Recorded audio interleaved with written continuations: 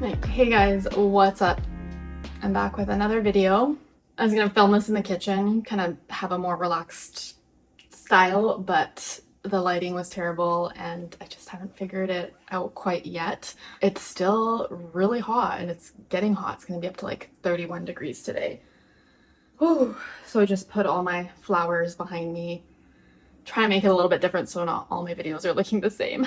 This time I'm talking about some of the things that I have stopped buying to kind of help me get out of debt, save up more money, and I thought I would just share them with you guys. Quick disclaimer, some of the stuff that I mentioned, it's not so much that I plan to never buy again, it's just what I am not doing at the moment. And a lot of the things is stuff that I still wish I could spend the money on, and technically I could, but my budget and my savings goals would just be obliterated if I fell into every kind of impulsive want. And these things are stuff that I plan to buy in the future. Like, it's not so black and white. There's always a gray area. And depending on the month, depending on my income, sometimes, it flows up and down and I act accordingly. I feel like a lot of my approach to debt is more realistic, I would say, so that you don't have a miserable life at the same time. And this, for me, obviously it works because I feel like if I go too restrictive, too bare bones, it just leaves me off feeling bad, most likely in a worse position with less money, because if you guys don't know, I have ADHD and I will impulsively buy stuff. So it's a constant battle that I have to fight with myself. I feel like my whole debt journey has been more about figuring out who I am as a person and the things that I value. And in certain categories, it's more materials versus experiences, and then vice versa for other things. But I thought I would just throw that out there, because if you see me in a future video talking about something and then you're thinking, well, she said she doesn't purchase that, well, I might have changed my mind for the time being. These are just some ideas for you guys to kind of take a look at your own budget and reassess if you really need this stuff, if you are on a paying off debt type of journey. Off the top, can you guess?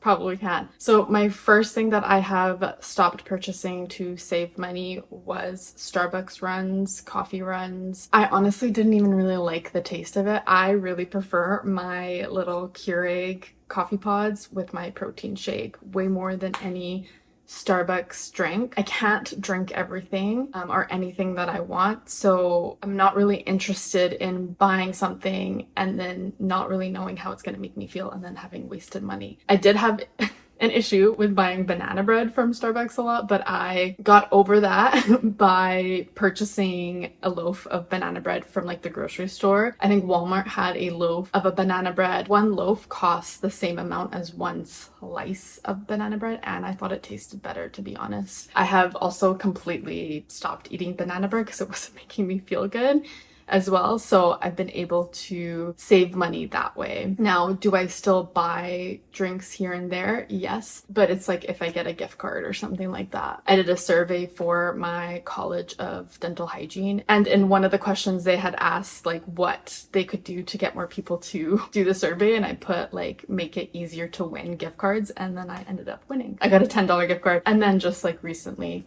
purchased a drink. But other than that, I have really stopped that Starbucks coffee run train. This is another one that kind of ebbs and flows depending on how I'm feeling, but I have really cut down on takeout food and fast food using food delivery apps. But funny enough, as I filmed this, I just yesterday got a notification I forgot to cancel a trial. Not a trial. Every once in a while, I cancel my Uber One subscription, and then for them to get me to stay, they offer me like 3 months for like $9.99, and then I'll take it, and then I'll cancel it after, but I freaking forgot. So I have Uber One for another month, which I probably won't even use. So that's money down the drain. That's kind of what I call my ADHD tax when I forget to do stuff like that. I honestly enjoy getting food from the grocery store a lot more now and just making it at home, even if it's like a frozen pizza. It doesn't necessarily have to be like this gourmet meal or anything like that. It's just been easier on the wallet. I really don't like eating out a lot. I like taking out food and bringing it back home to eat, but eating out in restaurants is like not my favorite thing. So yeah, cooking meals at home instead of getting takeout has saved me a lot of money. When I was living with my parents, it was a bit harder for me to cook at home or cook what I wanted to at home. I did the best that I could, obviously, but I ended up eating out a little bit more.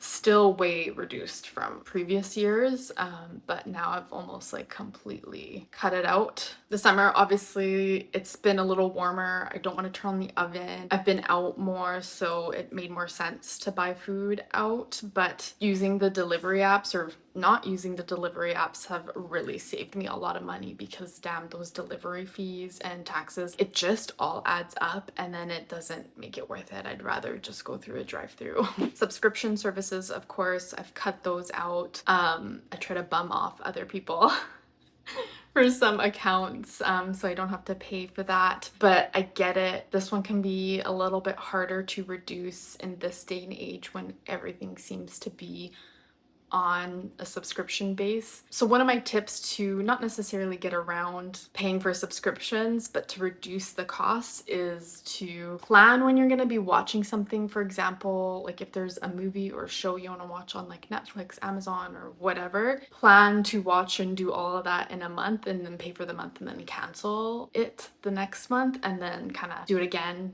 Save up shows and movies that you want to watch and buy it 1 month at a time and then cancel, and like, so you won't be paying for that subscription. So you won't be paying for that subscription monthly. It'll just be when you want it, when you need it, and then you'll kind of have a list of shows and movies to watch to fill up that month. Because there have been months for me personally where I haven't like even turned on my TV and I don't have anything to watch, and so I'm just like scrolling through. That's one way. With subscription services, I'm constantly canceling, resubscribing, canceling, but you just have to make sure that you remember to cancel before they charge you for the next month. So the next thing, God, this is one that I struggle with because I really want to be able to do this, and that is my hair extensions and getting my hair done and my nails. It's funny when I look back, trying to pay off my consumer debt. If you haven't watched my video there where I paid off around like $26,000 or so in about 10 months. I was getting my hair done consistently and my nails done for the most part during that time. Could I have used that money towards my consumer debt and paid it off a bit sooner?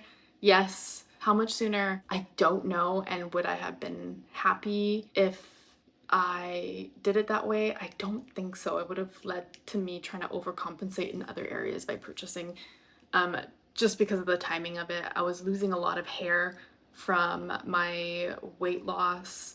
Lost 170 pounds, gastric bypass. I made a quick video about it. I don't like focusing my videos on it, but it's there if you need to hear my story. Anyway, one side effect of losing a lot of weight and very quickly was hair loss. So my hair thinned out a lot. And if I didn't have those hair extensions, I think I would have really tried to overcompensate in other areas of my life and it just wouldn't have been good. So I don't regret getting my hair extensions during that time, which was very expensive. I just looked at my You Need a Budget and last year, just from when I was tracking it, so it was probably higher than this, on my hair and skincare and getting my nails done all together was $3,991.09. So yeah, I definitely could have used that money to go towards my debt and paid it off a lot faster. But for me personally, like I said, my philosophy on paying off debt,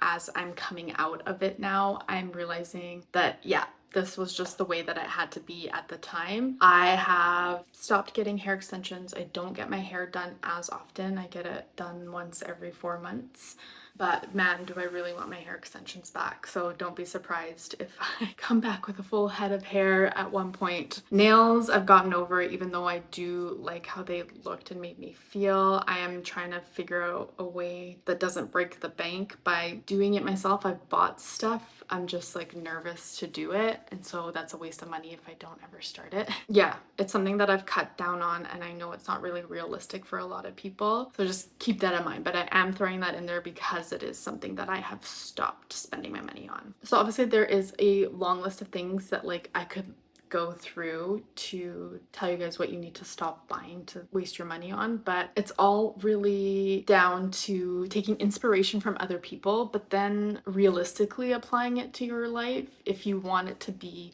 a long-term thing. This can apply for any area in your life. I feel like it doesn't have to be with just paying off your debt. You could be getting healthy, whatnot. It's really all about customizing it to your life. Biggest advice is just having to look at your spending habits. It's very uncomfortable, and being really honest with yourself. I always say change is uncomfortable, and when you feel uncomfortable doing something, it means that you are moving forward. So when you're working out and you're using heavier weights, it's uncomfortable, or just doing anything new exercise wise and it's uncomfortable, that means you're moving your body and making yourself feel better. Same thing, studying with tests. I learned this the hard way, is that when you are studying and it's uncomfortable and you want to just keep going back to the stuff that you know, don't force yourself to stop and keep learning that uncomfortable new material that you don't understand, because that's what you need. That's just a few things that I have cut out or really reduce the spending on to help me pay off my debt, get to my emergency fund savings goal a lot quicker. Is it gonna stay the same? Probably not. And I don't really want it to. I want to get to a point in my life where I can spend money, and that's the whole goal of me paying off my debt and increasing my income and whatnot. Anyway, you guys, I'm gonna leave that there. Thanks so much for watching. I'll see you next time. Bye.